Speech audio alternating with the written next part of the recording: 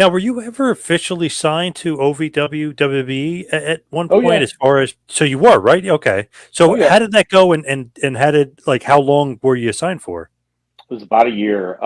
So what happened was it was all the fake Rosie versus fake Donald Trump. Yes, love that. Uh, Yes. and I always say it is be careful what you wish for, number one, and I'll explain that in a minute. But 2006, which is all the Chad Collier stuff and everything, I would say at that point for my pro wrestling career, I was as complete of a wrestler as I could be for getting to the next stage of I need higher learning, as I call it now. And I say that as in when I produce a match and something, I need something here, I'll go ask a producer who's been around longer or bounce it off of somebody like a Jerry Lynn or talk to Fit or Terry Taylor. Like I call it higher learning. I want to do this, but what do you think? You know, you're on the right track or don't go this way. So as a worker at that point, frame, body, look, everything, what do you got for me? Like I'm going to WWE when they're in town. As far as size goes, I remember standing next to Benoit once and looking at him and going, I'm as big as he is. Like size wise, everything. If he's here, what can I do? Not saying I was, that caliber of worker, but I'm trying. Everything for me that year should have been it.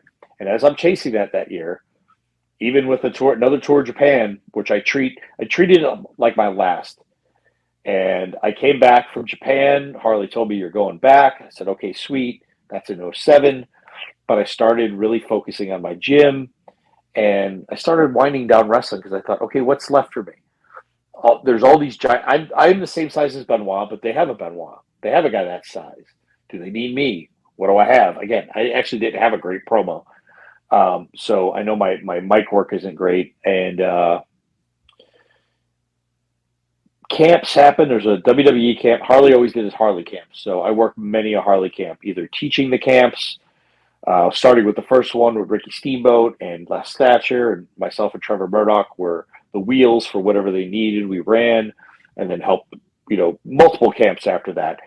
And at that point, I couldn't get hired by WWE. I sent the tape in. Ted DiBiase, he vaguely remembers this, but he took a liking because his boys were down there at Harley's training, and Harley would have me go in and work with them to try to get their first match together.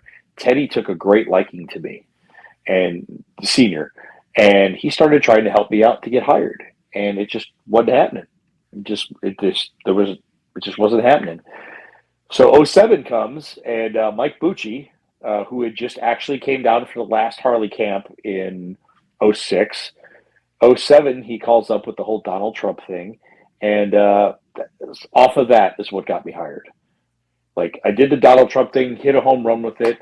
That's what the old man wanted. And the next night, they wanted to see me in a dark match. And a week later, I got a phone call to be shipped off. I was at Deep South. I was in Deep South for maybe a month before they shut down. I was there the night they shut down and tore all the rings out and all that good stuff. And but I had hurt my knee. Um, I had tweaked my knee, but I didn't know how bad it was, and I really tore it apart when I was wrestling. I hip tossed a guy who was 280 pounds. This guy by the name of Keith Walker, and I could have just let him go, but it was in me to at least get him over. And I think he might have landed on his head had I not tried to. When I Yep. muscled him over, 280 pounds, and it bent my knee to the side and it ripped my ACL to shreds. And so injured right away, right into developmental, injured right away. And I was under Dr. Tom at the time. And then ended up in OVW and ended up coming back exactly 6 months later after surgery. And mind you, I rushed it because my knee hurt like hell. But all I could think about was I have to get to work.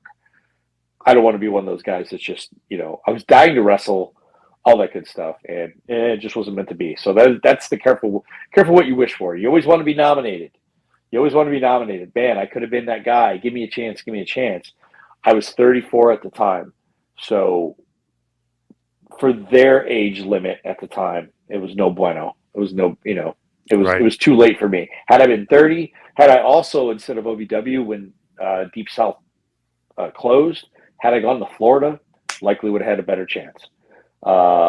my actual hometown was still Eldon, Missouri, where Harley's school is at the time. So it was Louisville was closer to home.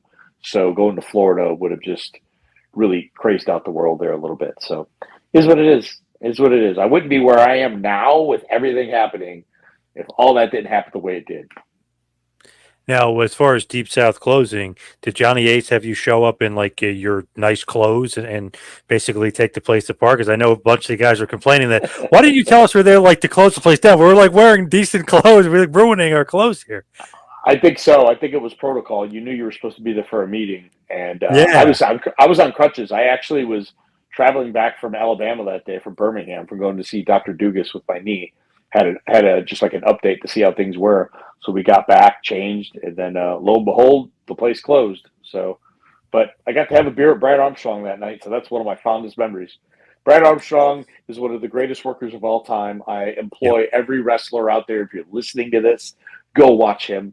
I wholeheartedly give shit to Scott and Brian Armstrong, Road Dogg, every time I see them because I'll look at them and say, Brad was the best one, right? And they both agree. Oh, yeah, duh, But I just like to give him shit. But Brad was one of my favorites. And the fact that I got to see him there, learn from him a little bit, and just tie up with him. Just lock up with me, Brad. And I'm like, oh, Yep. locking up with Brad Armstrong. Like, he legit, no joke, is like in my top 5 of wrestlers that I'll study just the way he works. Yeah, I got to have a beer with Brad Armstrong at Hooters that night after the place closed, and just to Nice. listen to him tell jokes and just be him